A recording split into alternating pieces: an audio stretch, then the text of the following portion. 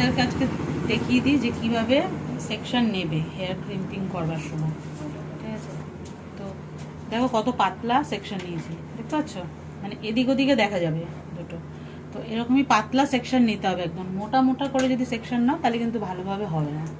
ঠিক আছে, তো সেটা মাথায় রাখবে যে যেন খুব सामने का तो मतलब एकदम ही मैं वैसे ही लेने होता है। হ্যাঁ, সামনে কেন, সব জায়গাতেই একদম এরকম নিতে হবে। আর যার হেয়ারে ধরো তুমি এক একজন হেয়ারে একটু ময়েশ্চার বেশি থাকে, তো ময়েশ্চার বেশি থাকলে সেই ক্ষেত্রে তো আরো পাতলাই নিতে হবে।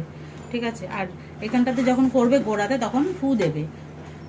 ফু কেন দিচ্ছ? ওর হেয়ার যে পুড়ে আছে তার জন্য নয়, কিন্তু ফু দিচ্ছ এই কারণে যাতে ওই যে এখান থেকে যে ভাবটা বেরোচ্ছে, ওর হেয়ারে যে ময়েশ্চারটা, সেইটা যে ভাব হয়ে বেরোচ্ছে ধোঁয়াটা, সেইটা গিয়ে স্ক্যাল্পে যাতে ছ্যাঁকা না লাগে। ঠিক আছে, তো সেইটা মাথায় রেখে কাজ করতে হবে। এটা করার পরে তারপরে এই ওপরে এই তাড়াতাড়ি তাড়াতাড়ি করে করবে। একদম এক জায়গাতে যে ধরে আটকে রাখবে ওরকম না, এরকম ধরবে, এরকম নামাবে। ঠিক আছে, দেখো কাছ থেকে দেখা যাচ্ছে, দেখো এরকম ভাবে এইগুলো এসছে। ঠিক আছে, এরকম প্রতিটা জায়গায় তোমাদের কি হয়, ধরো এতটা আসলে এখানটা আবার একটু গ্যাপ পড়ে গেল, তারপরে আবার ক্রিম্পিং হয়, তো সেই জিনিসটা হলে হবে না। একদম সব জায়গাতে যেন ইকুয়াল হয় ক্রিম্পিংটা। ঠিক আছে, তো একটা নিলাম একদম পাতলা, দেখো এটা তো দেখো, দেখতে পাচ্ছ?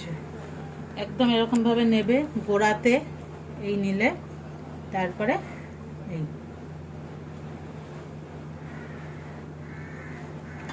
যখন স্ক্যাল্পের কাছে করবে তখন একটু ফু দেবে, বাই চান্স যাতে ছ্যাঁকা না লেগে যায় ওর, তো সেটা মাথায় রেখে করবে। স্টপ।